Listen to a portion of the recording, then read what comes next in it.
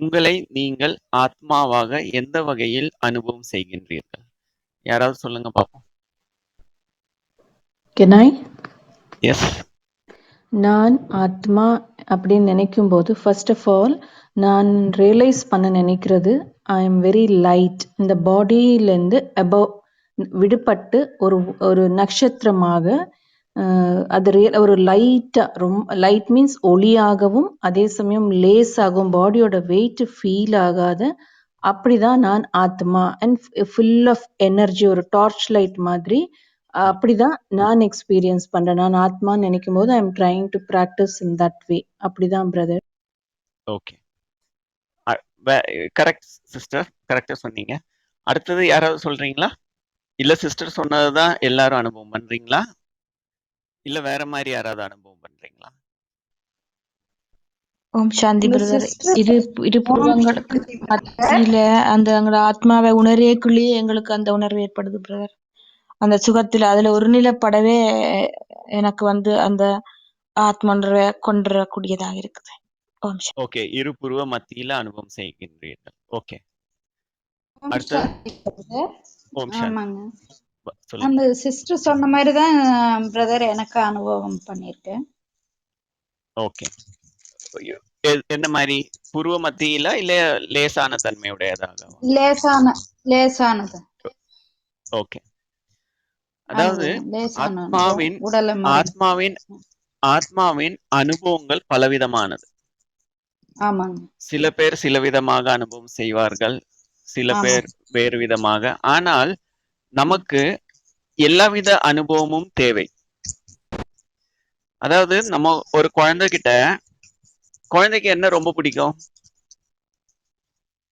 சின்ன சின்ன பசங்களுக்கு என்னென்ன பிடிக்கும்? Toys, chocolates. Toys, chocolate. ஏன் அவங்களுக்கு பிடிக்கும்? ஏன்னா அதுல இருந்து அவங்களுக்கு ஒண்ணு டேஸ்ட், விளையாடுறதுக்கு நல்லா இருக்கும். ஸோ அதே மாதிரி நம்மளுடைய இந்த ஸ்பிரிச்சுவல் லைஃப்ல கூட நம்ம என்னெல்லாம் கேட்கிறோமோ அது ஒரு பக்கம். ஆனால் அதிலிருந்து நம்ம என்ன அனுபவம் செய்கின்றோம்? நமக்கு எந்தவித நல்ல அனுபவம் இல்லை என்றால் அந்த ஒரு பாதையில நம்ம கண்டினியூ பண்றது ரொம்ப கடினம். ஸோ இந்த ஆன்மீக வாழ்க்கையில நமக்குள்ள என்னென்ன அனுபவங்கள் ஏற்படுது? ஒரு சமயம் அந்த மாதிரி பண்ணுவோம், ஒரு சமயம் இரு புருவங்களுக்கு மத்தியில ஜோதியா ஆத்மா ஜொலிச்சுட்டு இருக்குங்கிற மாதிரி அந்த மாதிரி மாறி மாறி நாங்க அனுபவம். ஸோ இந்த மாதிரி அனுபவங்கள் என்னென்னன்னு நம்ம கொஞ்சம் இன்னைக்கு பார்ப்போம். அதாவது இங்க சிஸ்டர் சொன்ன மாதிரி ரொம்ப லேசான தன்மையை அனுபவிப்பது. இந்த லேசான தன்மையை அனுபவிப்பது எத்தனை பேர் நினைக்கிறீங்க? அதாவது நம்ம இந்த காற்றில் நிறைய தூசு பறக்கிறத பார்த்திருக்கீங்கல்ல? அந்த தூசு எவ்வளவு சின்னதா இருக்கும், மெலிசா இருக்கும், லேசா இருக்கும். இப்போ நான் உங்களை நான் சொல்றேன், உங்களுக்கு உருவமே கிடையாது, நீங்க ஒரு தூசு அப்படின்னா உங்களுக்கு எப்படி இருக்கும்? அத உங்களால ஏற்றுக்கொள்ள முடியுமா, முடியாதா? முடியும் பிரதர். எல்லாராலையும் முடியுமா? இல்ல. அட்லீஸ்ட் இந்த குரூப்ல இருக்கிறவங்க எல்லாராலும் முடியுமா? இல்ல பிரதர், எனக்கு முடியாது பிரதர். உங்களை நான் சொல்றேன், நீங்க ஒரு தூசு அப்படின்னா உங்களால அது எப்படி, நீங்க என்ன நினைக்கிறீங்க? அந்த மாதிரி இப்ப நான் சொல்றேன், நீங்க ஒரு தூசுங்க அப்படின்னா எப்படி இருக்கும் உங்களுக்கு? வெளியில சொல்றது இல்ல. வெளியில சொல்றது இல்ல. ஆனால் என்ன என்றால் உண்மை அதுதான். ஆனா இத எத்தனை பேர் அதை அக்செப்ட் பண்ண முடியும்? அது நம்மள இன்சல்ட் பண்றோம், அவமானப்படுத்துற மாதிரி இருக்கும்ல பிரதர். ஆமா, ஒண்ணு அவமானப்படுத்துற மாதிரி இருக்கு. ஆனால் நிஜம் இப்போ நான் இந்த குரூப்ல இருக்கிறவங்கள கேக்குறேன். அதாவது நான் என்ன சொல்ல வரேன்னா, இல்ல பாபா கூட என்ன சொல்றாருன்னா, ரியாலிட்டி அதுதான். நான் ஒரு புள்ளி வடிவமானவன் சொல்றாங்க. என்னோட ஒரு நிமிஷம், இந்த ஸ்கிரீன் காண போயிடுச்சு. ஓகே, சோ இந்த தூசுன்னு இந்த குரூப்ல இருக்கிறவங்களால ஏன் அதை அக்செப்ட் பண்ண முடியறது இல்ல? கொஞ்சம் சொல்லுங்க பாப்போம். Because of that word, அந்த வேர்ட் ஹேஸ் அ மீனிங். அந்த தூசுங்கிற வேர்ட் ஹேஸ் அ மீனிங். அந்த லைட்னஸ் அங்கே ஃபீல் ஆகுறது இல்லை. ஒன்லி அந்த தூசுங்கிற வேர்டோட இன்டென்சிட்டி ஃபீல் ஆகுது. அதனால we don't want it. Okay. ஆனால் உண்மை என்ன? நம்ம இரு புருவ மத்தியில் இருக்கின்ற ஒரு புள்ளி தானே. எஸ். அந்த புள்ளியை நான் ஒரு புள்ளி, அத அழகா சொல்லணும்னா ஸ்டார்ன்னு சொல்லுவோம். ஓகே. ஏன்னா பாபா கூட மத்தவங்க மனம் புண்படக்கூடாதுன்னு சொல்லிட்டு தூசுன்னு சொல்றது பதிலா ஸ்டார்ன்னு சொல்லுவாரு. ஆனா தூசுன்னா புள்ளினாலே ஸ்டார் தான். வானத்துல கிரகங்கள் இருக்கு, பாக்கறதுக்கு ஸ்டார் மாதிரி ஷைனிங்கா இருக்கு. ஆனா உண்மையிலே அது ரவுண்டா தான் இருக்கும், இல்ல ஷேப்பே இல்லாம இருக்கும். ஆனா பாக்குறதுக்கு ஸ்டார் மாதிரி இருக்கும் தூரத்துல இருந்து பார்க்க. ஸோ அதே போல ஒண்ணு ஸ்டாராவும் நம்மள நினைச்சுக்கலாம், இல்ல ஒரு புள்ளியாவும் நினைச்சுக்கலாம். ஆனா என்ன இதுல முக்கியம் என்றால், நான் என்னை ஒரு புள்ளியாக அனுபவம் செய்ய முடியுமா? அதை என்னால் ஏற்றுக்கொள்ள முடியுமா? என்னால் புள்ளி என்றாலே உங்களுடைய உருவம் அழிந்து விடுகின்றது, உங்களுடைய சொந்த பந்தங்கள் அனைவரும் மறைந்து விடுகின்றார்கள். ஒரு புள்ளிக்கு என்ன வேணும்? ஒண்ணுமே தேவையில்லை, இருக்க கூட இடம் தேவையில்லை. ரொம்ப புள்ளி, அதுக்கு என்ன இடம் தேவை இருக்கு அது இருக்கணும்னா? ஆனா இது எத்தனை பேர் இதை அக்செப்ட் பண்றோம்? நான் ஒரு புள்ளிங்கிறத அது அக்செப்ட் பண்ணிட்டா அது ஒரு பெரிய விஷயம். ஏன்னா நீங்க ஒரு புள்ளியா மாறிட்டீங்கன்னா, இந்த பாபா கூட முரளியில சொல்லுவாரு, அதாவது ஒரு கதை இருக்கான், ஒருத்தர் மாடு மாடுன்னு சொல்லிட்டே இருப்பாங்களாம். அப்புறம் அவரை வீட்டுக்குள்ள இருந்து வெளியில இருந்து வர சொன்னா, நான் மாடு தானே, எப்படி நான் இந்த சின்ன கதவுக்குள்ள இருந்து வெளியே வர முடியும் அப்படின்னு சொல்லுவாங்க. ஸோ அதே மாதிரி ரியாலிட்டி என்னன்னா, நான் புள்ளி தான். ஆனால் இந்த புள்ளின்னு அக்செப்ட் பண்றது ஒரு பெரிய விஷயம். ஆனா அக்செப்ட் பண்ணிட்டீங்கன்னா அது அப்புறம் தான் மேஜிக் நடக்கிறது. அதை அக்செப்ட் பண்ணாத வர நம்ம இந்த ஆன்மீக வாழ்க்கையில ஏற்படுகின்ற அந்த மகிழ்ச்சி, ஆனந்தம் இதெல்லாம் அனுபவிப்பது என்பது அது ஒரு ஆர்டிபிஷியலான அனுபவமா இருக்கும். ஸோ இந்த குரூப்ல எத்தனை பேர் இருக்கீங்க? 8 பேர் தான் இருக்கீங்களா? 9 பேர் இருக்கீங்களா? 21. ஓகே, இந்த குரூப். Okay, fine. ஸோ இதுல எத்தனை பேர் ஓகே அக்செப்ட் பண்றவங்க? ஓகே, அக்செப்ட் பண்ண முடியாதவங்க எத்தனை பேர் கொஞ்சம் சொல்ல முடியுமா? நான் ஒரு புள்ளி, இத நான் உண்மையாக ஸ்வீகாரம் அக்செப்ட் செய்யறேன். இந்த உருவம் இல்லாத ஒரு நான் ஒரு புள்ளி வடிவமானவன் அப்படின்னு எத்தனை பேரால அக்செப்ட் பண்ண முடியறது இல்ல? எனக்கு கொஞ்சம் கஷ்டமா இருக்கு பிரதர். கன நேரம் அப்படி எனக்கு இருக்கே இல்ல. ஓகே, ஒருத்தவங்க சொன்னாங்க. மீதி மத்தவங்க எல்லாம்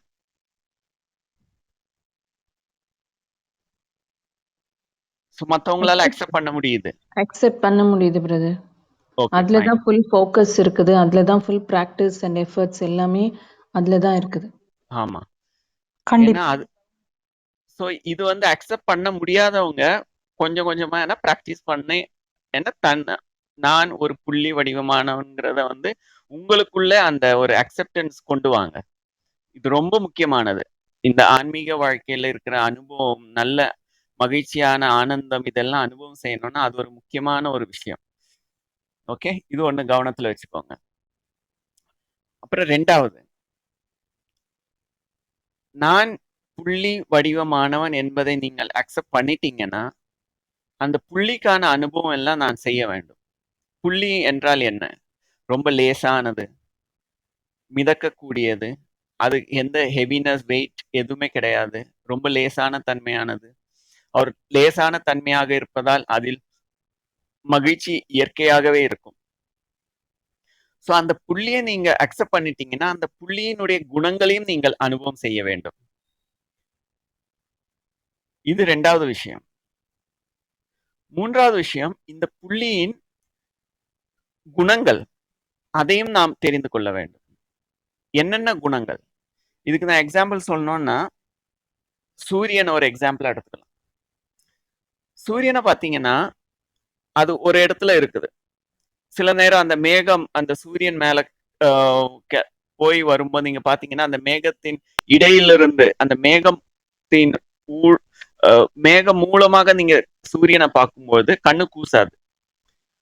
ஏன்னா அதனுடைய கதிர்வீச்சு வந்து உங்க கண்ணுக்கும் வராது, மற்ற இடத்துலயும் பரவுறது இல்லை. ஏன்னா அங்க மேகம் மூடிக்கிட்டு இருக்கு. ஸோ அந்த நேரத்துல நீங்க சூரியனை பார்த்தீங்கன்னா ஒரு ஒளி அங்க இருக்கிறத நீங்க பார்க்க முடியுது. ஆனா ஒளி கதிர்கள் இல்லாத நிலையில். ஸோ அந்த மேகமூட்டம் சூரியனை கடந்து சென்றால் உங்களுக்கு அந்த கதிர்வீச்சு தெரியப்படுது, ரொம்ப பிரைட்டா இருக்கு, உங்களால பார்க்க முடிகிறது இல்லை சூரியனை. ஸோ இங்க சூரியனோட 2 குவாலிட்டி இருக்கு. ஒண்ணு வந்து சூரியனாக இருக்கு, கதிர்வீச்சு இல்லாமல். இன்னொன்னு வந்து சூரியன் வந்து தன்னுடைய கதிரை எல்லா திசையும் வீசிக்கொண்டு இருக்கு. இதை போலவே நம்முடைய ஆத்மாக்கும் 2 குணங்கள் இருக்குது. ஒன்று, நான் என்னுடைய இயற்கையான குணங்களை நான் எனக்குள்ளே அனுபவம் செய்கின்றேன். அந்த ஆனந்தம், மகிழ்ச்சி, நேத்து நம்ம அனுபவம் பண்ண மாதிரி. ஸோ இந்த ஆத்மாவோட 2வது குணம் என்னவென்றால், நான் என்னுடைய இந்த குணங்களை உலகமெங்கும் பரவச் செய்கின்றேன். அதனால்தான் நீங்க ஸ்கிரிப்சர்ஸ்ல கூட பார்த்தீங்கன்னா, கடவுளை வந்து 2 விதமா சொல்லுவாங்க. சில பேர் கடவுளை பூஜிப்பாங்க. சில பேர் என்ன சொல்லுவாங்கன்னா, கடவுள் சர்வ வியாபின்னு. பாபா கூட முரளியில நிறைய முறை சொல்லுவாரு. என்ன சர்வ வியாபின்னு சொல்லிட்டு என்னை வந்து இழிவுபடுத்திட்டாங்க அப்படின்னு சொல்லிட்டு. கல்லிலையும் இருக்கேன், அங்கேயும் இருக்கேன், எல்லா இடத்துலயும் இருக்கேன்னு சொல்லிட்டு. ஆனா உண்மை என்னவென்றால், இறைவனானாலும் சரி, இறைவனுடைய குணம் என்றால் என்னுடைய குணம், என்னுடைய குணம் இறைவனுடைய குணம். ஸோ 2 பேருடைய என்னுடைய குணம் என்னவென்றால், ஒன்று, என்னால் ஒருமுகப்படுத்த முடியும் என்னுடைய சக்திகளை. எனக்குள்ளே நான் என்னுடைய குணங்களை அனுபவம் செய்ய முடியும். 2வது, என்னுடைய குணங்களை நான் உலகமெங்கும் பரவச் செய்ய முடியும். ஸோ ஸ்கிரிப்சர்ஸ்ல கூட இறைவன் சர்வவியாபி என்று சொல்றது ஒரு வகையில பார்த்தீங்கன்னா அதுவும் உண்மைதான். ஆனா அதுல என்ன ஒரு சின்ன தவறு ஏற்பட்டது என்றால், இறைவனையே சர்வவியாபி என்று சொல்லிவிட்டார்கள். உண்மை என்ன என்றால், இறைவனுடைய சக்தி சர்வவியாபி. எப்படி நம்முடைய கதிர்கள், நம்ம வந்து இந்த சாகாஷ் பிராக்டிஸ் எல்லாம் பண்றோம்ல, ஒரு இடத்துல இருந்து உலகத்துல இருக்க மக்களுக்கு சக்தியை கொடுக்கின்றோம், நம்மளுடைய சாந்தி ஆனந்தத்தை பரவச் செய்கின்றோம். ஸோ அப்படி பார்த்தீங்கன்னா இறைவனும் நாமும் சர்வவியாபி தான். என்னுடைய சக்திகள் சர்வவியாபி. எப்படி சூரியனின் கதிர்கள் உலகமெங்கும் பரவச் செய்கின்றது, அதே போல் என்னுடைய சக்தியையும் நான் உலகமெங்கும் பரவ செய்ய முடியும். உலகம் சாரா யூனிவர்ஸ், கம்ப்ளீட் யூனிவர்ஸ். ஸோ அந்த வகையில் பார்த்தால் நானும் சர்வவியாபித்தான், இறைவனும் சர்வவியாபித்தான், இறைவனின் சக்தி.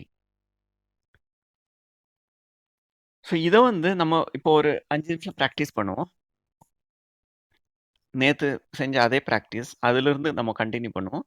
இப்போ எல்லா இடத்தையும் கொஞ்சம் பாருங்க, உங்கள் கண்ணு முன்னாடி என்னென்ன பொருட்கள் இருக்குதுன்னு. ஏன் இந்த 5 புலன்களின் பக்கம் கவனத்தை செலுத்துகிறேன் என்றால், உங்களுடைய தேவையில்லாத எண்ணங்கள், மற்ற எண்ணங்களிலிருந்து நீங்க மிக விரைவில் விடுபட்டு விடுவீர்கள். ஸோ ஃபர்ஸ்ட் ஸ்டெப், உங்களுடைய 5 புலன்கள் மீது கவனம் செலுத்துதல். கண்ணால பாருங்க உங்களுக்கு முன்னாடி என்னென்ன இருக்குதுன்னு. காதால சப்தத்தை கேளுங்கள். உங்கள் உடலில் ஏற்படும் அனுபவங்களை ஃபீல் பண்ணுங்க. அதே மாதிரி டேஸ்ட், ஸ்மெல். இந்த 5 புலன்களின் மீது கவனத்தை செலுத்தும் போது உங்களுடைய எண்ணங்கள், மற்ற விதமான எண்ணங்கள் அனைத்தும் அமைதி அடைகின்றது, மறைந்து விடுகின்றது. பிறகு 2 சப்தங்களின் இடையில் ஏற்படும் அந்த அமைதியின் மீது கவனத்தை செலுத்துங்கள்.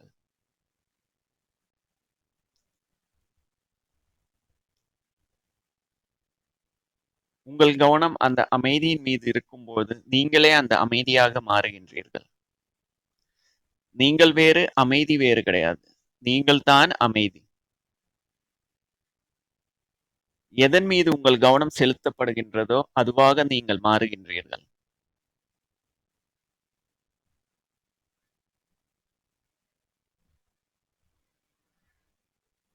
அந்த அமைதியை அனுபவம் செய்யும் பொழுது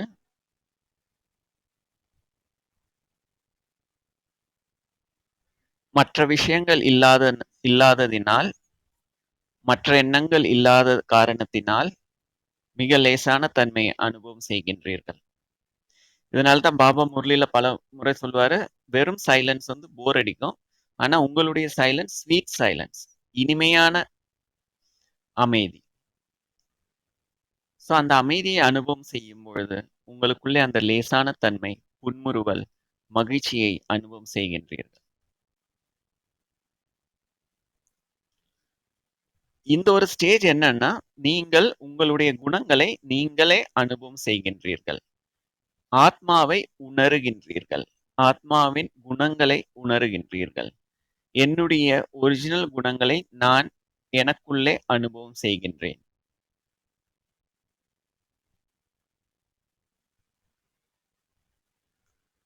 எப்படி ஒரு சிறு மெழுகுவர்த்தியா இருந்தாலும் சரி, ஒரு சிறு விளக்கா இருந்தாலும் சரி, நம்ம அதை பத்த வச்ச உடனே அதனுடைய ஒளி நாலாபுறமும் பரவுகின்றது.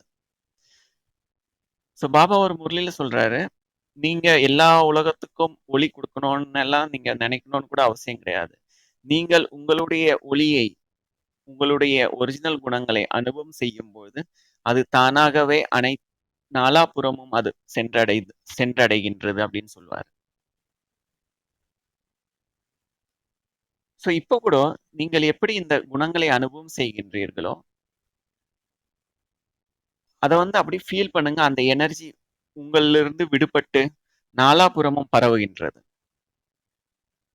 எப்படி ஒரு ஒளி, ஒரு விளக்கு நாலாபுறமும் தன் ஒளியை பரவச் செய்கின்றதோ அதே போன்று உங்களுடைய இந்த அமைதி, ஆனந்தம், புன்முறுவல், மகிழ்ச்சி, லேசான தன்மை, இவை அனைத்தும் உங்களிலிருந்து விடுபட்டு நாலாபுறமும் பரவுகின்றதை அனுபவம் செய்யுங்கள்.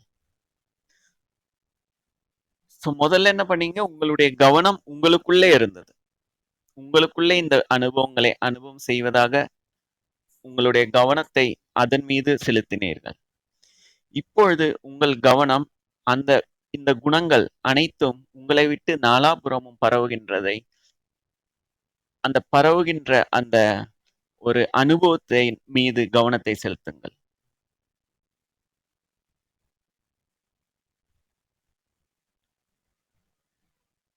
எப்படி ஒரு சூரியனின் ஒளி நாலாபுறமும் பரவுகின்றது உலகம் முழுவதும், அதை போலவே இந்த நற்குணங்கள், எனக்குள்ளே இருக்கும் இயற்கையான குணங்கள் என்னிலிருந்து நாலாபுறமும் பரவுகின்றதை நான் அனுபவம் செய்கின்றேன்.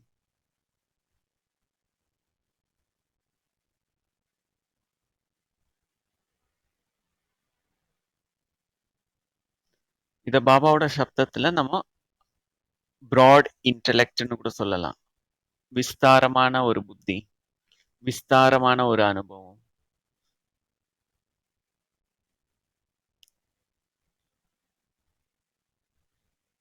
ஒரு சூரியனாக என்னுடைய கதிர்கள் உலகமெங்கும் பரவுகின்றது.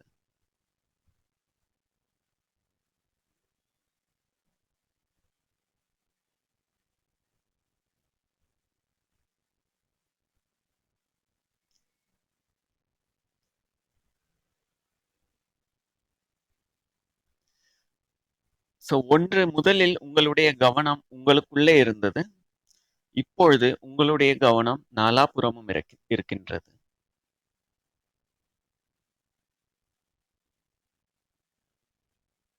அந்த அமைதி, ஆனந்தம் உலகம் முழுவதும் பரவச் செய்கின்றீர்கள், அதை அனுபவம் செய்து கொண்டு. எப்பொழுது எனக்குள்ளே அமைதி, ஆனந்தம், மகிழ்ச்சி இருக்கின்றதோ அப்பொழுதுதான் நான் அதை மற்றவருக்கு கொடுக்க முடியும். அதனால்தான் பாபா என்ன சொல்றாருன்னா, நீங்க வந்து அடுத்தவங்களுக்கு சேவை செய்யும்போது முதலில் சேவை உங்களுக்கு தான் ஏற்படுது. அப்புறம்தான் அடுத்தவங்களுக்கு நீங்கள் உதவுகின்றீர்கள். ஸோ அதனால்தான் பாபா சொல்லுவார், நம்ம எவ்வளவுக்கு எவ்வளவு சேவை செய்கின்றோமோ அப்போ வந்து டபுள் சேவை நடக்குது. எனக்குள்ளேயும் நடக்குது, எனக்காகவும் நான் செய்கின்றேன், பிறகுதான் அடுத்தவங்களுக்கு சென்று அடைகின்றது.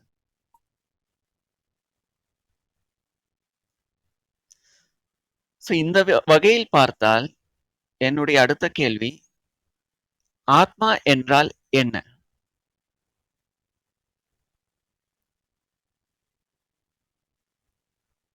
ஆத்மா என்று எதை சொல்லலாம்? சொல்லுங்க பாப்போம்.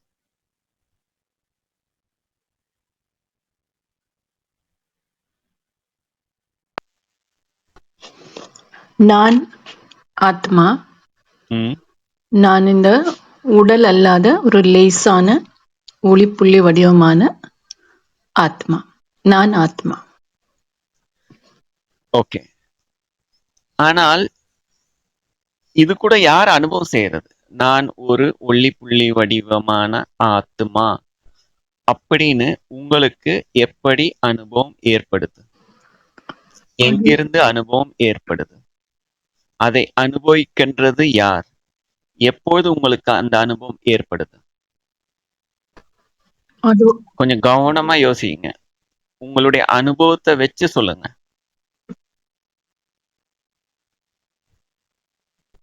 ஓம் சாந்தி பிரதர். ஓம் சாந்தி. ஆத்மா ஒரு உயிர் உள்ளது, அதுதான் எல்லாத்தையும் அனுபவம் செய்யுது. ஆனால் அந்த அனுபவம் எப்படி ஏற்பட்டுச்சு உங்களுக்கு? இப்போ நீங்க பிராக்டிஸ் பண்ணப்போ அந்த அமைதி, மகிழ்ச்சி எல்லாம் எப்படி உங்களுக்கு ஏற்பட்டது? It's a sense of feeling. அது எங்கிருந்து வந்தது? எதனால வந்தது? அதுடைய சுய குணம், ஆத்மாவுடைய சுய குணம் அதுவா இருந்தபடியா நாங்கள் உணர்ற போது எங்களுக்குள்ள நாங்க அதை கொண்டு வரைக்குள்ள ஆத்மா உணருது. ஏன்னா எப்போதுமே உங்களுக்குள்ள இருக்கு. ஆனா எப்போதும் நீங்கள் அனுபவம் செய்யவில்லை. ஏன் இப்பொழுது மட்டும் அனுபவம் செய்தீர்கள்? பிகாஸ் இப்போ அதனுடைய அறிவு, அந்த நாலேஜ், அந்த விஸ்டம் இருக்கு. அதை என்னன்னு சொல்லுவீங்க? எப்படி அது ஏற்பட்டது? அதான் அப்பா சொல்லுவாரு, மனம் புத்தி சமஸ்காரம் மூலமாக அந்த கர்மேந்திரியங்கள் மூலமாக இன்னும் ரொம்ப எக்ஸ்பான்ஷன் போகாதீங்க. இப்போ நீங்க பிராக்டிஸ் பண்ணதை மட்டும் சொல்லுங்க. உங்களுக்கு இப்ப எப்படி ஏற்பட்டுச்சு அதை மட்டும் சொல்லுங்க. கொஞ்சம் கவனமா யோசிச்சு சொல்லுங்க. உங்களுக்கு இந்த அமைதி, ஆனந்தம் எப்படி ஏற்பட்டது? உணர்றேன் தானே பிரதர். இப்ப நாங்க உணர்ந்தீங்க. கரெக்ட். எண்ணங்கள் குறைவா இருக்கு பிரதர். இல்ல எண்ணங்கள் குறைவா இருந்தது, அதனால உணர்ந்தீங்க. ஆனா அந்த உணர்தலுக்கு முன்னாடி என்ன செஞ்சீங்க? எதனால அந்த உணர்வுகள் ஏற்பட்டது? ஆத்மா பரமாத்மாவோட தொடர்பு கொள்றதால.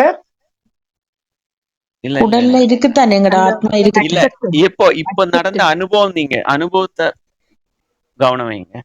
நீங்கள் ஐம்புலன்களின் மூலமாக உணர்ந்தோம்.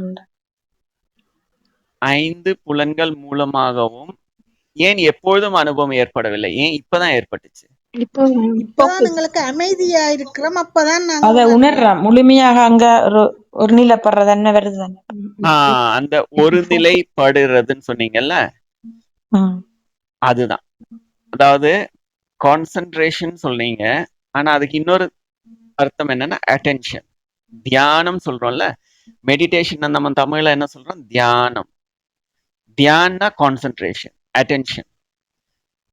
சோ ஆத்மா என்றால் நான் என்னை ஆத்மா என்று எப்படி அனுபவம் செய்ய வேண்டும் என்றால், நான் தியானம், அட்டென்ஷன், கான்சென்ட்ரேஷன், அதுதான் ஆத்மா.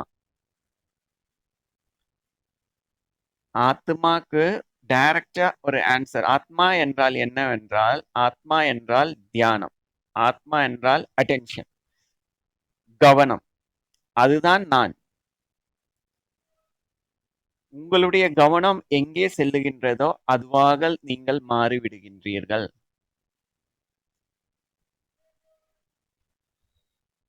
உங்களுடைய கவனம் தவறான ஒரு எண்ணத்தின் மீது உங்களுடைய கவனம் இருந்தால், அந்த எண்ணம் தவறான எண்ணம், ஒரு கோபப்படுகிறதாக இருந்தால் அதன் மீது கவனம் செலுத்தும் பொழுது நீங்கள் அந்த கோபமான ஒரு உருவமாக மாறுகின்றீர்கள். உங்களுடைய கவனம் அமைதியான எண்ணங்களின் மீது கவனம் செலுத்தும் பொழுது நீங்கள் அமைதியின் சொரூபமாக மாறுகின்றீர்கள்.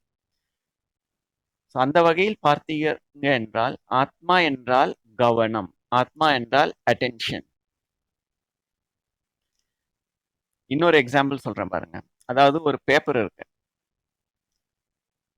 அந்த பேப்பர் வந்து ரொம்ப நாளா வெளியில கிடக்குது, வெயில்ல கிடக்குது, ரொம்ப வருஷமா கிடக்குது. ஆனா அது தீ பிடிச்சதே கிடையாது. ஆனா ஒரு நாள் என்ன பண்றோம், நம்ம ஒரு லென்ஸை வச்சுட்டு அந்த சூரிய கதிரை ஃபோக்கஸ் பண்றோம். அப்போ கோடிக்கணக்கான வருஷமா அந்த பேப்பர் கிடக்குது, தீ பிடிக்கல. ஆனா ஒரு செகண்ட்ல அந்த ஃபோக்கஸ் பண்ணீங்க, அது எரிஞ்சிடுச்சு.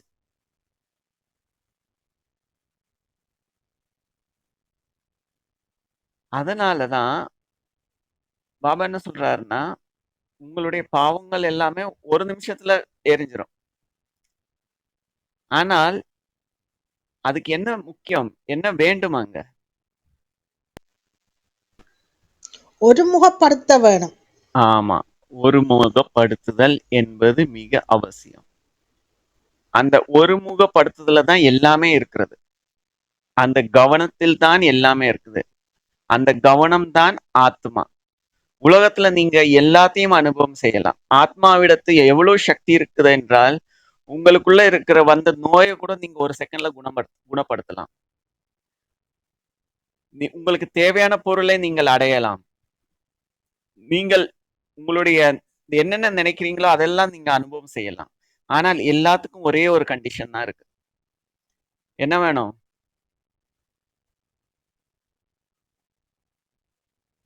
எல்லாத்துக்கும் என்ன வேண்டும்? பேப்பரு ரொம்ப வருஷமா வெயில்ல கிடக்குது, பத்தவே இல்லை. ஆனா ஒரு செகண்ட்ல எரிஞ்சிடுச்சு. எப்படி? அது சக்தி சக்தி வேணும். அது அந்த சூரிய ஒளி வந்து ஒரு சூரியன் குவியும் போது அந்த நெருப்பு கூட வரும். அப்ப அதுல சூரிய ஒளி இருக்கும்போது எரிஞ்சிட்டு. சூரிய ஒளி எப்போதுமே இருக்கு. இறைவனுடைய சக்தி நமக்கு எப்போதுமே கிடைக்குது. அந்த ஆத்மாவோட சக்தி லென்ஸ்ல எப்போதுமே வந்து இருக்கு.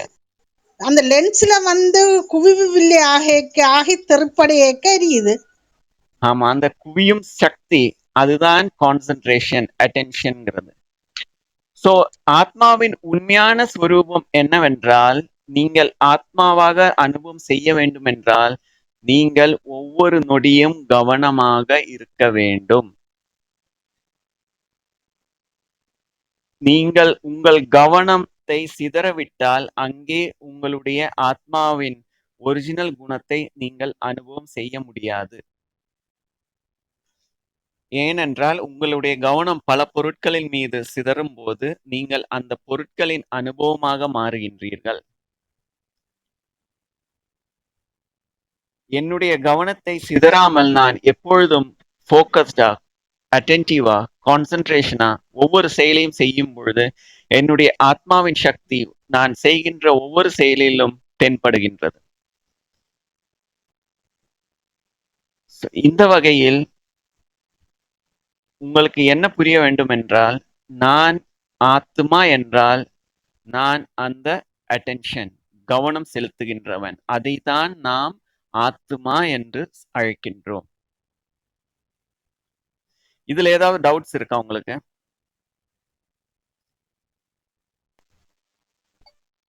இல்ல பிரதர், நாங்கள் எதுவாக நினைக்கிறோமோ அதுவாக ஆகிறோம் என்று. ஆனால் நினைக்கிறது எப்போ? அதான் அந்த ஒருநிலைப்படுற தன்மை வரையக்குள்ள ஆமா, எதையுமே சாதிக்க முடியும் என்பதை பற்றித்தான் நீங்க சொல்லிக் கொண்டிருக்க. இது உண்மை.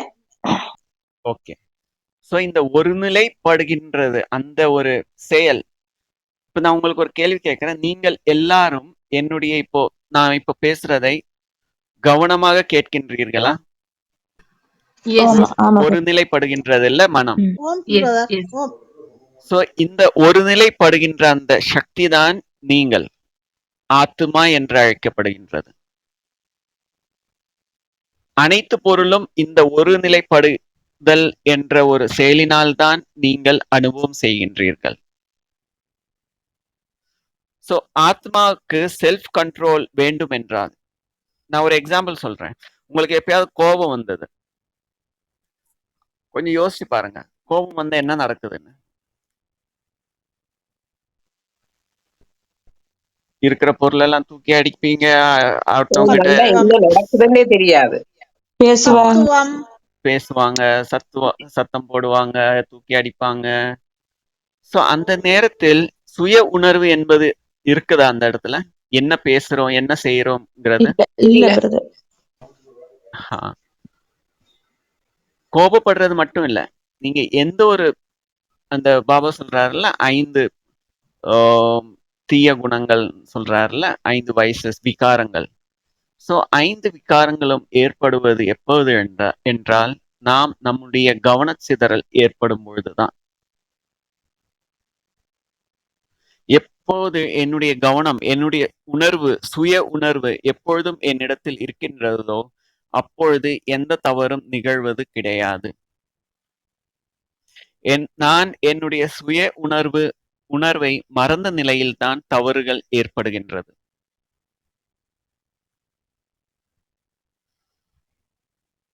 சோ ஆத்மாவோட குணங்கள் நான் முதல்ல சொன்ன மாதிரி, ஒண்ணு அந்த சூரியன் மாதிரி என்னுடைய குணங்களை மீது நான் கவனத்தை செலுத்தும் பொழுது நான் அந்த குணங்களாக மாறுகின்றேன். என்னுடைய கவனத்தை, என்னுடைய குணங்களை உலகம் முழுவதும் பரவுவதாக நான் அந்த பரவும் தன்மையில் கவனத்தை செலுத்தும் பொழுது நான் அன்லிமிட்டடாக மாறுகின்றேன், சர்வ வியாபியாக மாறுகின்றேன். சோ இதுக்கும் காரணமாக இருக்கும் அந்த கவனம், எந்த ஒரு செயலையும் நான் கவனமாக செய்யும் பொழுது நான் ஆத்மாபிமானியாக, சுய உணர்வு உள்ளவனாக, ஆத்மாவின் உணர்வு உள்ளவனாக ஒவ்வொரு செயலையும் நான் செய்கின்றேன். சோ உண்மையிலே soul conscious, body conscious, thought conscious, action conscious. So conscious நம்ம பலவிதமான எங்கெல்லாம் என்னுடைய கவனம் செல்கின்றது அதுவாக நான் மாறுகின்றேன். நிறைய முறை நாம என்ன ஒரு தவறு செய்கின்றோம் என்றால், ஒரு செயல் எனக்கு தெரியுது இது தவறான செயல்னு, ஆனா நம்ம அந்த செயலை செய்ய வேண்டாம் என்று அதை பத்தியே நிறைய நினைச்சிட்டு இருப்போம். எனக்கு இந்த எண்ணம் வேண்டாம், இந்த எண்ணம் நான் வேண்டாம்னு நினைக்கிறேன், இந்த எண்ணம் வந்துகிட்டே இருக்கு. இதை பத்தி நான் நினைக்க கூடாதுன்னு நினைச்சிட்டு இருக்கேன், ஆனா அந்த எண்ணம் தான் வந்துகிட்டே இருக்கு. இந்த மிட்டாயை நான் சாப்பிடக்கூடாதுன்னு நினைச்சிட்டு இருக்கேன், ஆனா எனக்கு அந்த எண்ணம் தான் வந்துட்டே இருக்கு. அதை சாப்பிடணும் தோணிக்கிட்டே இருக்கு. என்ன பண்றதுன்னே தெரியல அப்படின்னு நம்ம சொல்றோம். ஆனா என்ன நடக்குது இந்த மாதிரி நேரத்துல? நம்மளுடைய கவனம் எதை செய்யக்கூடாதோ அதன் மீது செலுத்துகின்றோம். நம்முடைய கவனம் எங்க இருக்கோ அதுவாக நாம் மாறுகின்றோம். நீங்க நினைக்கலாம் இதை செய்யக்கூடாதுன்னு, ஆனால் பிரச்சனை அங்க இல்ல. பிரச்சனை உங்க நினைப்புல கிடையாது. பிரச்சனை எங்க இருக்குன்னா உங்கள் கவனம் எங்க இருக்கு, அதுதான் முக்கியம். என்னுடைய தவறு செய்யக்கூடாது, இந்த தவறு செய்யக்கூடாதுன்னு உங்களுடைய கவனம் அந்த தவறிலேயே தான் இருக்குது. சோ அந்த தவறை செய்யக்கூடாது, அந்த நினைவை நினைக்க கூடாது. அந்த நேரத்தில் என்ன செய்யணும்? நீங்க கவனத்தை திசை திருப்பவன். வேற பக்கம் கொண்டு. கரெக்ட். சோ அதனாலதான் பாபா சொல்றாரு, நீங்க பிரச்சனையை உடைக்க பார்க்காதீங்க, பாறையை உடைக்க பார்க்காதீங்க, அந்த பாறைக்கு மேல பறந்து போயிடுங்க அப்படின்னு. ஆனா நம்ம தவறு என்ன பண்றோம்? அதையே தான் நினைச்சிருப்போம். அவங்க அப்படி சொல்லிட்டாங்க, அவங்க இப்படி பண்ணிட்டாங்க, எனக்கு நைட்டு தூக்கமே வர்றதில்ல, அவங்க அப்படி சொல்லிட்டாங்க, நான் என்ன பண்ணுவேன், நான் இப்படி தப்பு பண்ணிட்டேன், நான் அப்படி தப்பு பண்ணிட்டேன். பழச பத்தி நினைச்சு வருத்தப்படுறது, நடக்க போறத பத்தி வருத்தப்படுறது, இந்த மாதிரி எண்ணங்களின் மீது நம்மளுடைய கவனம் எது தேவையில் இல்லையோ, நமக்கு தெரியுது இது எனக்கு பிரச்சனை ஏற்படுதுன்னு, ஆனா அந்த பிரச்சனையை நிவாரணம் பண்றதுக்காக அதே நினைச்சிட்டு இருக்கிறத திரும்ப திரும்ப திரும்ப திரும்ப என்னுடைய கவனம் முழுவதும் அதே பிரச்சனையிலேயே இருக்குது. சோ அந்த வகையில் பிரச்சனை சால்வ் ஆகவே ஆகாது. ஏன்னா உங்களுடைய கவனம் அங்க இருக்கு. உங்களுடைய எண்ணங்கள் நல்லதா இருக்கலாம், நான் தவறு செய்யக்கூடாது, கோவப்படக்கூடாது, பாபா சொல்ற 5 விகாரங்கள்ல ஈடுபடக்கூடாது, ஆனா அதையே பத்தி தான் பேசிட்டு இருப்பேன் எப்போதும். என்னுடைய கவனம் முழுவதும் அதிலேயே தான் இருக்கும், எதை செய்யக்கூடாதோ அதை பத்தி தான் பேசிட்டு இருப்போம். அந்த நிலையில் ஆத்மாவுக்கு உன்னதி ஏற்படுவதற்கு வாய்ப்புகள் மிக குறைவு, வாய்ப்புகளே கிடையாது. சோ அதுக்கு பதிலாக நம்முடைய கவனத்தை அந்த பொருளிலிருந்து அகற்றி பாபாவினிடத்தும் நல்ல செய்களை, என்னென்ன சேவை இருக்குதோ அதுல செய்யலாம், இல்ல நல்ல விஷயங்கள் செய்யலாம், இல்ல ஆக்கப்பூர்வமான செயல்ல ஈடுபடலாம். சோ இதுல இருந்து என்ன சொல்ல வரேன்னா, என்னுடைய கவனம் எங்க இருக்குதோ அது என்னை பாதிக்கும். கவனம்தான் நான், கவனம்தான் ஆத்மா, கவனம்தான் புள்ளி, கவனம்தான் கான்சென்ட்ரேஷன். சோ இப்போ ஏதாவது கேள்வி இருந்தா கேளுங்க. இப்ப சொன்னதுல ஏதாவது டவுட்ஸ் இருக்கா?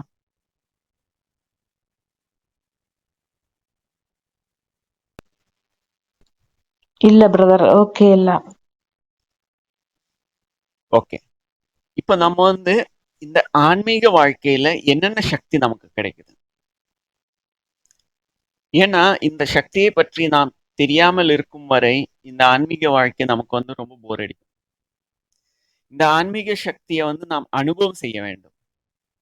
நம்மளுடைய ஒவ்வொரு செயல்களிலும் அதை வெளிப்படுத்த வேண்டும். அது வெளிப்படாத வரை நமக்கு இந்த ஆன்மீக வாழ்க்கை ஒரு பாரமாக அமையும். இல்ல ரொம்ப என்ன ஒரு யூஸ்ஃபுல்லா இருக்கிற மாதிரி தெரியாது. கொஞ்ச நாள்லயே நம்ம தளர்ந்துடுவோம். சோ அப்படி என்னென்ன சக்திகள் இருக்கு? நம்ம அன்பு, இதுல அமைதி, அமைதி சக்தி, சந்தோஷம், சக்தி, சந்தோஷம், பேரானந்தம். ஞானம், புத்தியில் எங்களுக்கு பதிகிறபடியா எங்களுக்கு நாங்க தூய்மையாகிறோம். அப்படி நிறைய. சரி, நம்ம நல்லா சந்தோஷமா இருக்கிறோம், அனுபவம் பண்றோம், எல்லாம் ஓகே. ஆனா அது ரியல் வாழ்க்கையில எப்படி பிராக்டிக்கலா யூஸ் பண்றது?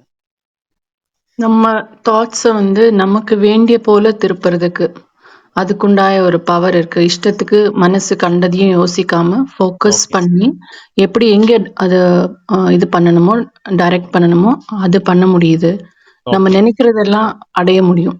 அதுல ஃபோக்கஸ் பண்ண முடியுது தாட்.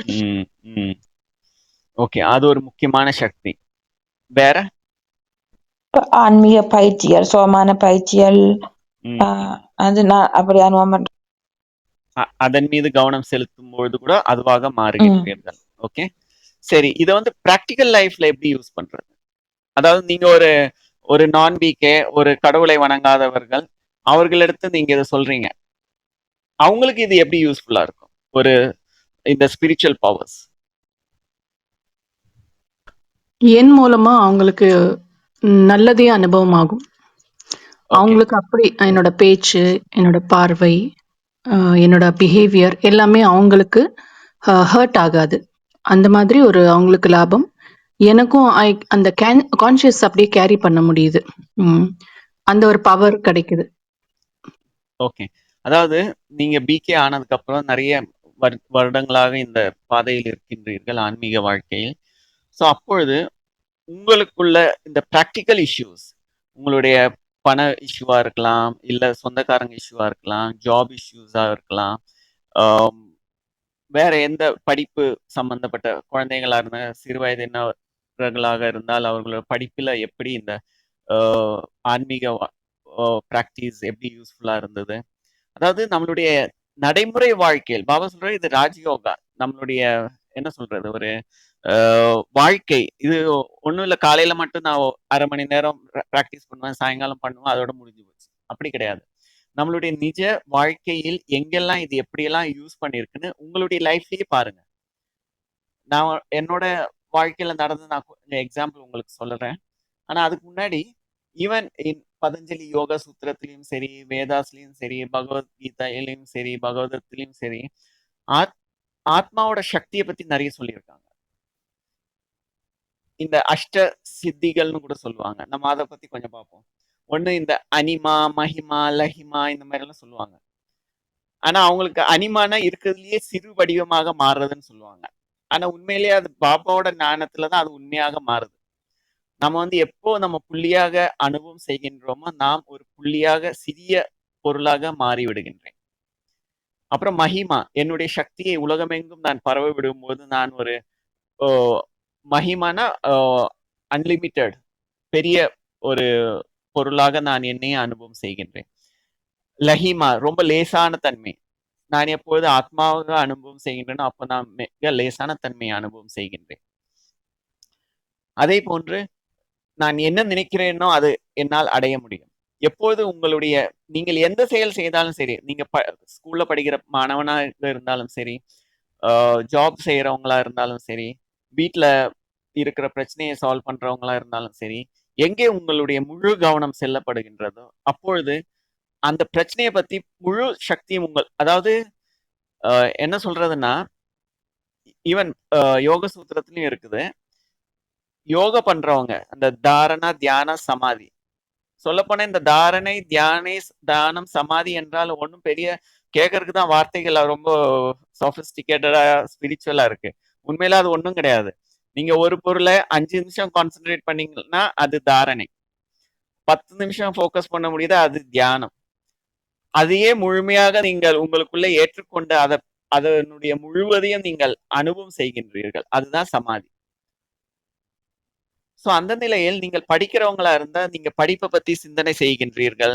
அதை பத்தி ஆழ்ந்து கவனம் செலுத்துகின்றீர்கள். அதை முழுவதுமாக புரிந்து கொள்கின்றீர்கள். இதுதான் தாரணை, தியானம் அண்ட் சமாதிங்கிறது. நீங்க ஜாப்ல செய்றீங்க, ஒரு பிரச்சனை வருது, அதை ஃபர்ஸ்ட் கவனம் செலுத்துறீங்க. அப்புறம் அதை பத்தி ஃபுல் கவனத்தையும் முழுசா புரிஞ்சுக்கிறீங்க அந்த ப்ராப்ளத்தை. அப்புறமா அதை சால்வ் பண்ணிடுறீங்க. ஸோ அதனாலதான் பாபா நிறைய முறையில சொல்றாரு, நீங்க உங்களுக்குள்ள பயம் ஏற்படுது. ஆனா அந்த பயத்தின் ஆழத்துக்கு சென்றீர்கள் என்றால் பயம் உங்களை விட்டு விலகிவிடும். பயம்னு மட்டும் கிடையாது, எந்த ஒரு பிரச்சனையும் வாழ்க்கையில ஏற்படுதுன்னா நம்ம மேல மேல பார்ப்போம். ஐயோ இவங்க இப்படி பண்றாங்க, அவங்க அப்படி பண்றாங்க, எனக்கு வேலையே கிடைக்கிறது இல்ல, எனக்கு அந்த பிரச்சனை, என்னால படிக்க முடியறது இல்ல, என்னால இது பண்ண முடியல. பாபா ஒரே சொல்யூஷன் சொல்றாரு எல்லாத்துக்கும். என்ன பிரச்சனையா அதன் ஆழத்துக்கு செல்லுங்கள். சோ ஆழத்துக்கு எப்படி செல்ல முடியும்? அங்கே கவனம் செலுத்தினால்தான் செல்ல முடியும். சோ இதுதான் இந்த யோக சூத்திரத்திலையும் ஸ்கிரிப்சர்ஸ்லயும் சொல்றாங்க. நீங்க எந்த பொருளின் மீது கவனம் செலுத்துறீங்களோ அதன் அதன் மீது உங்களுடைய ஆற்றல், அதாவது கண்ட்ரோல் வந்துடும் உங்களுக்கு. எந்த பொருளா இருந்தாலும் சரி, அதை பத்தி நீங்க ஆழமா சிந்திக்கும் போது அதனுடைய முழு அறிவு உங்களுக்கு கிடைச்சிடும். அறிவு கிடைக்குது என்றால் அதை உங்களால ஆள முடியும். அது உங்க கண்ட்ரோலுக்கு வந்துடும். ஆனால் இருக்கிற பிரச்சனைகள்லாம் பார்த்தோம் என்றால் என்ன காரணம் என்றால் நாம் அதன் ஆழத்துக்கு செல்வதே கிடையாது. அதை பற்றி கவனம் செலுத்துவதே கிடையாது. பிரச்சனையா பிரச்சனைன்னே தான் இருக்கும் தவிர ஏன் பிரச்சனை வந்தது, எதனால வந்தது, ஏன் அதை நம்ம என்ன செஞ்சு அதை முடிவு கொண்டு வரலாம், இந்த மாதிரி உட்கார்ந்து யோசிக்கின்ற ஒரு செயல் ரொம்ப பல பேர் செய்யறது கிடையாது. அதனாலதான் எப்போதுமே வருத்தத்திலேயே இருப்போம். ஐயோ அது அப்படியாச்சு, இப்படியாச்சு, நடக்கலையே, என்ன பண்றது, ஏது பண்றதுன்னு. சோ எந்த ஒரு பிரச்சனை வந்தாலும் ஆன்மீகத்தில் உள்ளவர்கள், அவங்களுடைய கவனம் கான்சென்ட்ரேஷன் அதிகமாக உள்ளவர்கள், ஆத்மாவை உணர்ந்த நிலையில் உள்ளவர்கள், எந்த ஒரு பிரச்சனையா இருந்தாலும் சரி, அதை அதன் மீது முழுமையாக கவனம் செலுத்தும் பொழுது அந்த பிரச்சனையை பற்றி முழு விவரமும் அவங்களுக்கு தெரிய வருது. அப்புறம் அது அவங்க கண்ட்ரோல்ல வந்துடுது. அப்புறம் அதை ஈஸியா சால்வ் பண்ண முடியுது. சோ இதையும் ஒரு சக்தியாக சொல்லுகின்றார்கள். ஆனா நம்ம மேல மேல படிக்கிறோம் இந்த ஸ்கிரிப்சர்ஸ் எல்லாம். பெரிய பெரிய முனிவர்கள் எல்லாம் பார்த்த உடனே எல்லாத்தையும் கண்ட்ரோல்ல கொண்டு வந்துடுறாங்க அப்படின்னு. உண்மையில அதுவும் உண்மைதான். நீங்க உங்களுடைய இந்த கான்சென்ட்ரேஷன் பவர் அதிகமாக ஆக என்ன ஆகும்னா, இந்த 5 தத்துவங்களும் நீங்கள் நினைக்கிற மாதிரியே செயல்படும். பாபா ஒரு முரளியில சொல்லியிருக்காரு, 1971 என்னமோ. என்ன சொல்றாருன்னா, கான்சென்ட்ரேஷன் மூலமாக, கவனம் செய்வதன் மூலமாக நீங்கள் உங்களுடைய நோயையும் அடுத்தவங்களுடைய நோயையும் குணப்படுத்த முடியும் என்று. இப்போ சயின்டிஸ்ட் நிறைய ரிசர்ச் பண்றாங்க. Consciousness, the power of consciousness over health, நிறைய ஹீலிங் நடக்குது. ஆனா அதுக்கெல்லாம் இப்பதான் அவங்க கண்டுபிடிக்கிறாங்க அந்த ஹீலிங் ஏன் நடக்குது. அவங்களுக்குள்ள அந்த ஒரு mercy இருக்கு, அன்பு இருக்கு, அவங்க ஹீல் ஆகணும்னு சொல்லிட்டு. அப்புறம் முழு கவனம் இருக்குது. ஸோ இந்த மாதிரி பாபா முதலே சொல்லியிருக்காரு. ஸோ இந்த சக்திகள் எல்லாம் ஆத்மாவுக்குள்ள இருக்குது. ஆத்மா ஒரு மேஜிக், ஒரு என்ன சொல்றது, இந்த ஜின் மாதிரி. இறைவனுக்குள்ள என்னென்ன சக்தி இருக்கோ அதெல்லாம் உங்களுக்குள்ளயும் இருக்கு. ஆனா அந்த சக்தி எப்போ வெளிப்படும்? அதுக்கு ஒரே ஒரு காரணம் தான் கான்சென்ட்ரேஷன், அட்டென்ஷன், கவனம். ஆனா நம்மளுடைய வாழ்க்கையில பாருங்க, நடைமுறை வாழ்க்கை, காலையில இருந்து சாயங்காலம் எவ்வளவு கவன சிதறல் ஏற்படுது என்று, எத்தனை விஷயத்துல நம்மளுடைய கவனம் சிதறுது என்று. ஸோ அந்த தேவையில்லாத கவன சிதறல் எல்லாம் நீங்க ஸ்டாப் பண்ணீங்கன்னா உங்களோட மைண்ட் ஒருமுகப்படும். அப்பொழுதுதான் நீங்கள் ஆன்மீக வாழ்க்கையின் உண்மையான சக்தியை அனுபவம் செய்வீர்கள். ஒரு பக்கம் ஆனந்த மகிழ்ச்சி அது இருக்கட்டும். ஆனால் நடைமுறை வாழ்க்கையில் வெற்றி, ஒவ்வொரு செயலிலும் வெற்றியை அடைவீர்கள். நான் ஒரு சின்ன எக்ஸாம்பிள் சொல்றேன் உங்களுக்கு. ஒரு முறை நான் துபாயில வந்துட்டு சென்டர் போவேன் சாயங்காலமா. ஒரு முறை என்ன ஆச்சுன்னா, சாயங்காலம் 7:30 8 o'clock சென்டர் க்ளோஸ் பண்ணிட்டு நான் வரேன். ஒரே சூடு அப்போ. ஏன்னா துபாயில 6 months ஹாட்டா இருக்கும். அப்புறமா ரொம்ப கூலாவும் இருக்கும். ஸோ அன்னைக்கு ரொம்ப சம்மர், பயங்கர ஹாட் வெதர். சாயங்காலம் வரும்போது அப்படியே வேர்த்து ஊத்துது. நான் வந்து வண்டியும் கிடைக்கல. நடந்து வரும்போது பாபா கிட்ட வந்து திட்டிட்டு வரேன். நீங்கெல்லாம் கடவுளு, நான் இப்படி உங்க சென்டர் போயிட்டு வரேன், இவ்வளவு கஷ்டப்பட்டுட்டு என்னால எனக்கு போக வேண்டி இருக்குது அப்படின்னு சொல்லிட்டு இப்படியே பேசிட்டு வரேன். அந்த துபாய் ஹைவேல ஒரு இந்த லிமோசின்னு ஒரு கார் இருக்கு. இந்த பெரிய பெரிய ஹோட்டல்ஸ்ல இந்த அரபிங்க வந்து அந்த உள்ள டேபிள் மாதிரி உட்கார்ந்து போவாங்க. இந்த ரவுண்டு டேபிள் எல்லாம் இருக்கும் அந்த பெரிய கார்ல. அந்த கார் அப்படியே வந்து என் பக்கத்துல நின்னுட்டு உள்ளவான்னு ஹைவேல கார் நிக்கிறதுங்கிறது அங்கெல்லாம் பெரிய கேஸ் ஆயிடும். இருந்தாலும் அந்த அந்த ஷோல்டர் இது அந்த லைன் போட்டு இருக்குல்ல, அங்க வந்து அந்த கார் நிற்பாட்டிட்டு என்ன உள்ள ஏறுன்னு. அந்த கார் ரொம்ப நீளமானது. முன்னாடி டிரைவர் உட்கார்ந்து இருக்காரு. அது பின்னாடி ஒரு கதவை நான் திறந்து பார்க்கும்போது டிரைவர் முன்னாடி இருக்காரு. உள்ள யாருமே இல்லை. உள்ள டேபிள் இருக்கு, அந்த ஷெல்ஃப் எல்லாம் இருக்குது காருக்குள்ள. நான் கேட்கிறேன் என்னன்னு. உள்ள ஏறுன்னு. நான் சரி யாரு என்ன உள்ள ஏறுன்னு சொல்றாங்க. அப்புறம் உள்ள ஏறி உட்கார்ந்துட்டு அது ஒரு மைக் மாதிரி டிரைவர் முன்னாடி உட்கார்ந்து பாரு, அங்க பேசும்போது பின்னாடி கேட்கும். அவர் சொல்றாரு, யாராவது கேட்டா நீ வந்து பிரதர்ன்னு சொல்லு, என்னென்னமோ சொல்றாரு அவரு. நான் ஏதோ கேட்டுட்டு இருக்கேன். அவர் ஹிந்தியில சொல்லிட்டு இருக்காரு. நானும் ஆன்னு சொல்லிட்டு அந்த கார் கடைசியில என்னோட வீடு எங்க இருக்கோ அங்கதான் அவர் பார்க்கிங் போனோம். அவரு வீட்டுக்கு போறாருன்னு நினைக்கிறேன். அப்புறம் அங்க நிற்பாட்டி விட்டாரு. நானும் இறங்கி வந்துட்டேன். அவரு ஏன் நின்னாரு, எதுக்கு என்ன ஏத்துனாரு, எதுக்கு கொண்டு போயிட்டாருன்னு எனக்கும் தெரியாது, அவருக்கும் தெரியாது. சோ இறைவனுடைய சக்தி ஒண்ணு வந்து உங்களுடைய கவனம். ஏன்னா அங்க வந்து அந்த கோபத்துல நான் பேசும்போது கரெக்டா கனெக்ஷன் போயிடுச்சு பாபா கிட்ட நினைக்கிறேன். ஓகே, அந்த கான்சென்ட்ரேஷன். ஏன்னா நம்ம எப்பெல்லாம் எமோஷனா ஆகும்போது நம்மளுடைய பவர் வந்து அதிகமாயிடுது. அங்க வந்து வேற எந்த டைவர்ஷனும் இருக்கிறது கிடையாது. ஸோ உடனே ரெஸ்பான்ஸ். இன்னொன்னு அமைதியின் பவர் நான் சொல்றேன் பாருங்க. ஒரு முறை நான் வந்து மஸ்கட்ல இது துபாயில இருந்து மஸ்கட் சென்டர் போறதுக்காக நான் சொன்னேன், சென்டர்ல சொன்னேன் நான் இந்த மாதிரி மஸ்கட் லீவ் இருந்தது ஒரு 3 நாளைக்கு. சரி சென்டர் போயிட்டு வரேன்னு சொல்லிட்டு அவங்களும் ஓகேன்னு சொல்லிட்டாங்க. அப்புறம் நான் துபாயில இருந்து ஒரு பஸ்ஸு அங்க வந்து, ஏன்னா பக்கம் தானே, பார்டர் தான், பஸ்ல போகலாம். ஸோ அந்த பஸ்ல போகும்போது துபாய் பார்டர்ல வந்துட்டு எக்ஸிட் ஸ்டாம்ப் பண்ணணும் பாஸ்போர்ட்ல. ஸோ அங்க வந்து என் கூட பஸ்ல வந்தவங்க எல்லாம் கியூல நின்னாங்க. நானும் நின்றுட்டு எல்லாரும் ஸ்டாம்ப் பண்ணி போனாங்க. நான் வந்து என்னோட பாஸ்போர்ட் கொடுத்தேன் கவுண்டர்ல. அவர் சொன்னாரு, உன்னோட விசாக்கு வந்து நீ வந்து போக முடியாது அப்படின்னு பாஸ்போர்ட்டை திருப்பி கொடுத்துட்டாங்க. ஸோ நான் பாஸ்போர்ட்டை வாங்கி அங்கே வெளியே நின்றுட்டேன். சரி இப்போ போக முடியாதுன்னு சொல்லிட்டாங்கன்னு நான் அமைதியா அங்க நின்றுட்டு இருக்கிறேன். என் கூட வந்தவங்க எல்லாம் பஸ் ஏறி போயிட்டாங்க. திடீர்னு ஒரு தாட் வந்தது, போய் அடுத்த கவுண்டர்ல கொடுன்னு அப்படின்னு. உடனே என்ன பண்ணேன், இந்த மாதிரி தாட்ஸ் பாபா சொல்றதுல டச்சிங். இது டச்சிங்க்கும் நம்மளுடைய எண்ணத்துக்கும் என்ன வித்தியாசம்னா, அது இறைவனோட டச்சிங்கா இருந்தா அங்க வந்து சந்தேகம் இருக்காது. இது செய்யலாமா, செய்யக்கூடாதா, நடக்குமா, நடக்காதா அப்படின்னு. நம்மளுடைய டச்சிங்கா இருந்தா இந்த மாதிரி எண்ணங்கள் வரும். செய்யலாமா, செய்யக்கூடாதா, தவறு நடக்குமா அப்படின்னு. ஸோ அங்க இன்ஸ்டன்ட் ஒரு தாட் வந்தது, இதை கொண்டு போய் கொடுன்னு நேரா கொண்டு போய் கொடுத்துட்டேன். அவங்க என்ன சொல்லுவாங்க, ஏது சொல்லுவாங்க, இதெல்லாம் அந்த எண்ணமே கிடையாதாங்க. கொடுத்த உடனே அவங்க என்ன பண்ணாங்க, கவுண்டர்ல அந்த பாஸ்போர்ட்டை வாங்கினாரு, திறந்தாரு, ஒரு ஸ்டாம்பை போட்டு கையில கொடுத்துட்டாரு.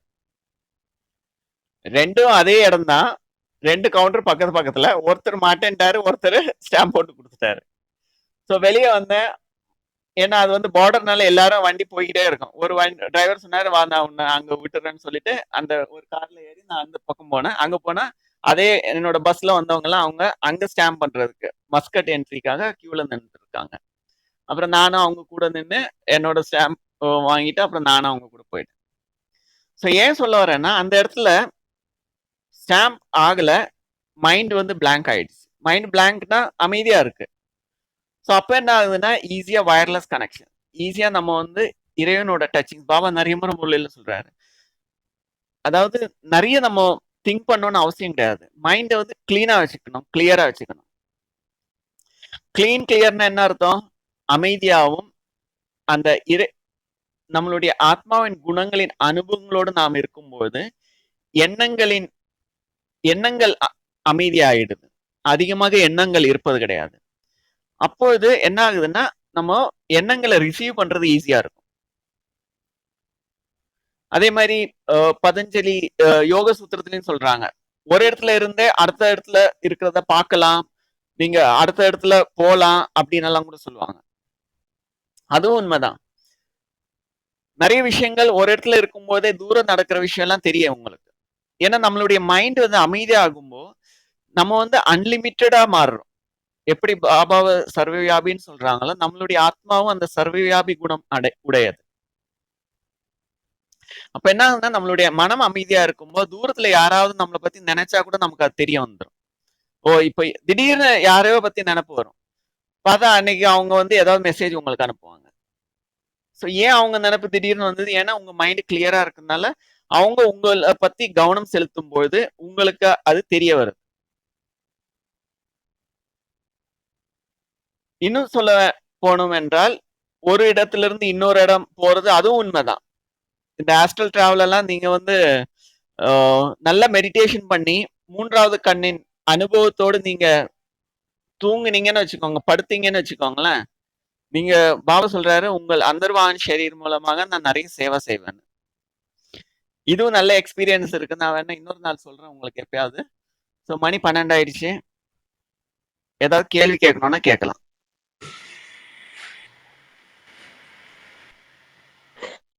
ஓம் சாந்தி பிரதர், எனக்கு ஒரு கேள்வி. ஓகே. நீங்க இப்ப சொன்னீங்க இல்லையா, மைண்ட வந்து நாங்க கிளியரா வச்சிருக்கணும் அப்படின்னுட்டு. இந்த சில பேர் வந்து இந்த டைம் டிராவல்ஸ் ஒன்று செய்யணும், அது அப்படி ஒன்று இருக்குன்னு சொல்லி கேள்விப்பட்டேன். அது பற்றி உங்களால சொல்ல முடியுமா? அதுதான் டைம் டிராவல்னு சொல்லலாம், ஆஸ்ட்ரல் டிராவல்னு சொல்லலாம். ஒரு சின்ன எக்ஸாம்பிள் சொல்றேன். நான் இதை பிராக்டிஸ் பண்ணியிருக்கேன். ஒரு முறை மவுண்ட் அபுல நான் வந்து குளோபல் இது ட்ராமா சென்டர்ல அங்க எனக்கு கவுன்சிலிங் நான் பண்ணிட்டு இருந்தேன்.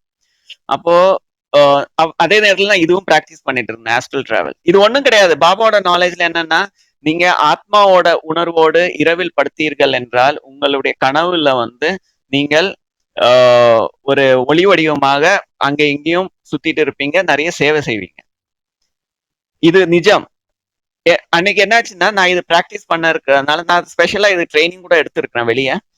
ஸோ இதை ப்ராக்டிஸ் பண்ணும்போது அன்னைக்கு வந்து என்னை பார்க்கறதுக்கு ஒரு சிஸ்டர் வந்திருந்தாங்க, கவுன்சிலிங்காக என்னை கால் பண்ணியிருந்தாங்க. நான் சொன்னேன், அப்போ நான் நினைச்சேன், இவங்களை நான் முன்ன பார்த்தது கிடையாது, இன்னைக்கு நம்ம இந்த ஆஸ்ட்ரல் டிராவல் ப்ராக்டிஸ் பண்ணி பார்ப்போம் இது உண்மையான்னு சொல்லிட்டு அன்னைக்கு ஒரு 7 o'clock மார்னிங் நான் இது கொஞ்சம் ப்ரிப்பரேஷன் எல்லாம் இருக்கு, அதெல்லாம் பண்ணி நான் படுத்தேன். படுத்துட்டு உடனே கொஞ்ச நேரத்துல என்ன ஆச்சுன்னா, நான் இந்த பாபா சொல்வார்ல ராக்கெட் மாதிரி ஆத்மா பறக்கும்னு சொல்லிட்டு, அந்த மாதிரி ஜூம்னு பறந்துட்டு போறேன். அந்த காத்தெல்லாம் என் உடம்புல தெரியுது. அது அப்புறம் நான் சாந்திவனுக்கு மேல இப்படி பறந்து போறேன், அந்த சிஸ்டரை பாக்குறேன். அப்புறம் கொஞ்ச நேரத்துல தான் முடிச்சிட்டேன். அப்புறம் ஒரு 8 மணி போல அங்க போனா நான் அது அவங்க ஃபேஸ் எப்படி எல்லாம் இருந்ததுன்னு கொஞ்சம் பழைய நினைவு வச்சு வேற வேற ஃபேஸ் எல்லாம் எப்படி இருக்கும்னு எல்லாம் ஒரு பேப்பர்ல எழுதி வச்சுட்டேன். அப்புறம் 8 மணிக்கு போனா அவங்க ஃபேஸ் பார்த்தா அப்படியே இருக்கு. சோ இந்த ஆஸ்ட்ரல் டிராவல்ங்கிறது உண்மைதான். இது நான் படிச்ச போது எனக்கு இது சாத்தியமா இருக்குமான்றது புரியல, இப்ப நீங்க சொல்ற போது புரியுறது பிரதர். இது வந்து நம்ம வந்து நீங்க எவ்வளவுக்கு எவ்வளவு புள்ளி வடிவமான ஆத்மாவை அனுபவம் செய்கின்றீர்களோ இது வந்து உங்களுக்கு ஈஸியா வரும். நிறைய பிகேஸ் கூட நான் இது அனுபவம் கேட்டிருக்கேன். நான் ஃபர்ஸ்ட் டைம் மதுபன் போனேன் ஒரு 21-22 இயர்ஸ்க்கு முன்னாடி. அன்னைக்கு காலையில மெடிடேஷன் பண்ணி அமிர்தவேலா மெடிடேஷன் பண்ணி நான் போய் கொஞ்சம் படுத்துட்டேன். உடனே என்ன ஆச்சுன்னா, ஃபுல்லா என்னோட ஆஸ்ட்ரல் பாடி மதுபன் ஃபுல்லா சுத்தி சுத்தி ஜம்ப் பண்ணிக்கிட்டும் பறந்துகிட்டும் தான் பார்த்துட்டு இருந்தேன். ஸோ அது வந்து உண்மைதான். பாபா முரளியில சொல்றாரு, நீங்க வந்து மெடிடேஷன் பண்ணும்போது என்ன ஆகும்னா, உறக்கத்துல வந்து உங்களுக்கு தேவையில்லாத நாள் முழுக்க தேவையில்லாத எண்ணங்கள் இருந்தால் இரவு வந்து அது கனவாக மாறும். நாள் முழுக்க தேவையில்லாத எண்ணங்கள் இல்லை என்றால் இரவில் உறங்கும் பொழுது உங்களுடைய ஆத்மா பாபா சொல்றாரு உங்களுடைய ஆத்மாவை நான் சேவைக்காக உபயோகப்படுத்துவேன். அப்போ நீங்க அனுபவம் செய்யலாம். உங்க ஒளி உடல் வந்து பறந்து சில பேரை காப்பாத்துது, சில இடத்துல போயிட்டு வரீங்கன்னு இதெல்லாம் நீங்கள் அனுபவம் செய்யலாம். ஆனா கனவு வார இல்ல பிரதர், உங்களுக்கு வார இல்ல கனவு. கனவு வர்றது இல்லையா? வர இல்ல. அதாவது கனவு வந்து எல்லாருக்கும் வரும், நமக்கு ஞாபகம் இருக்கிறது கிடையாது. அப்படி இருக்கல. ஓகே ஓகே, ஒன்றும் நிக்கிற இல்ல, அது உண்மைதான். நன்றி பிரதர், நன்றி பிரதர். ஓம் சாந்தி. நன்றி பிரதர், ரொம்ப அருமையான விளக்கங்கள். ஏன்னா பற்றி எனக்கு ஒரு இது இருந்து கொண்டே இருந்தது. நீங்க நல்ல விளக்கம் கொடுத்தீங்க இன்றைக்கு. நன்றி பிரதர். ஓம் சாந்தி. ஓம் சாந்தி பிரதர்.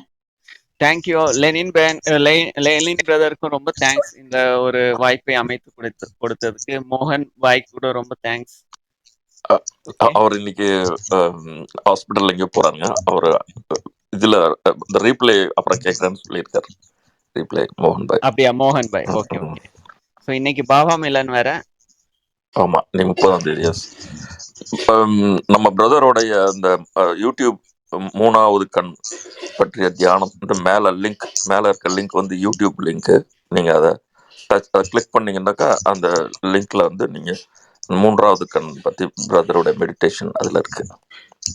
அதாவது நான் ஒரு விஷயம் சொல்ல வரேன். அதாவது எப்படி நம்ம கார்ல போகும்போ டிரைவர் உள்ள உட்கார்ந்து வண்டி ஓட்டும்போ டிரைவருக்கு தெரியும் நான் உட்கார்ந்து வண்டி ஓட்டுறேன்னு. இதே உணர்வு உண்மையிலே நீங்கள் அனுபவம் செய்யலாம். நான் 2 கண்களுக்கு பின்னாடி உட்கார்ந்து இப்போது நான் பேசிக் கொண்டிருக்கிறேன். 2 கண்ணுக்கு நடுவுல உட்கார்ந்துக்கிட்டு நான் கேள்வி கேட்கிறேன், இல்ல காதால கேட்கிறேன், ஒரு செயலை செய்கிறேன் என்று உங்களுடைய நடைமுறையில் அனுபவம் செய்ய முடியும். அதுக்கான பயிற்சி தான் நான் இந்த வீடியோல போட்டிருக்கேன். ஒரு 5 மினிட்ஸ் வீடியோ தான். அதை வந்து கேட்டுட்டு நாள் முழுக்க அதை பிராக்டிஸ் பண்ணுங்க. ஒவ்வொரு செயலையும் செய்யும் போது 2 கண்களாகிய கதவுகளின் பின்னாடி அமர்ந்து கொண்டு நான் இந்த செயல்களை செய்கின்றேன். அது வந்து என்ன ரொம்ப ஈஸியா இருக்கும். நீங்க ஒரு முறை பிராக்டிஸ் பண்ணீங்கன்னா உங்க நடைமுறை வாழ்க்கையில உங்களுக்கு ரியலா பிராக்டிஸ் பண்ணலாம். எப்படி கார் டிரைவருக்கு கார் ஓட்டுறது தெரியும், நான் உள்ள உட்கார்ந்து வண்டி ஓட்டுறேன் அப்படின்னு. அந்த உணர்வு இயற்கையாகவே உங்களுக்கு வரும். நான் ஒரு புள்ளியாக 2 கண்களின் பின்னாடி உட்கார்ந்து இந்த வேலையை செய்கின்றேன், நான் உங்களுடன் பேசிக் கொண்டிருக்கின்றேன், நடக்கின்றேன், போகின்றேன் என்று அந்த உணர்வு வந்து உங்களுக்கு நேச்சுரலாவே வரும். ஓகே, ஓம் சாந்தி. ஓகே, ஓம் சாந்தி. ஓம் சாந்தி. நன்றி பிரதர். நன்றி sister. One brother from Bangalore, brother Raghavendra, you can ask in English. If you want to ask anything, brother Raghavendra from Bangalore. Yes brother. Om Shanti brother. Om Shanti. Yeah, no, and there is nothing to ask. Just thank you Lenin brother for inviting me. Tamil தெரியுமா brother? No, Tamil தெரியாது. Okay. Tamil I can understand. I'm not fluent in speaking. Okay brother. So அனைவருக்கும் நன்றி என்னுடைய class கேட்டதுக்காக. Thank you. ஓம் சாந்தி. Thank you. ஓம் சாந்தி. ஓம் சாந்தி. Thank you brother. Thank you brother. நல்ல பயனுள்ள கிளாஸ். ஓம் சாந்தி பிரதர், நல்ல பயனுள்ளதா இருந்துச்சு பிரதர். லெனின் பிரதர், அந்த மேலே இருக்கிறது ஒருக்கா எனக்கு நீங்க வாட்ஸ்அப்ல போடுவீங்களே, எனக்கு அப்படி எடுக்க கொஞ்சம் கஷ்டமா இருக்கு. ஓகே, நான் உங்களுக்கு வாட்ஸ்அப்ல அனுப்புறேன். ஓகே, நன்றி பிரதர். நன்றி brother. Brother, I joined late. What was the topic discussion? Point of light. How to the consciousness naturally, how to become a point of light. Actually, Raghavendra brother, the class is recorded. So if you can listen to it, it's in a very simple language which you can very easily understand, and a very useful class about the soul consciousness. Where I can find it? Sorry? Where I can Om find Shanti brother. Lenin brother. சொல்லுங்க. எனக்கு வாட்ஸ்அப்ல போட்டுருங்க brother. அது okay நான் போட்றேன் brother. ஐயா okay. Lenin அந்த recording பத்தி சொல்லுங்க, அவருக்கு அந்த ரெக்கார்டிங் எங்க கிடைக்கும்? Brother, you can go to my bio. Okay. See, if you go touch my Yeah. image, you can go to the bio, and Yeah. below the biodata, you will find the replay. Yeah. Where in the same. Same page. Okay. Down See, when you below come into Clubhouse, in this interface, you'll automatically see the recorded versions of the daily class. in your bio also. Oh, okay. Okay. Om Shanti.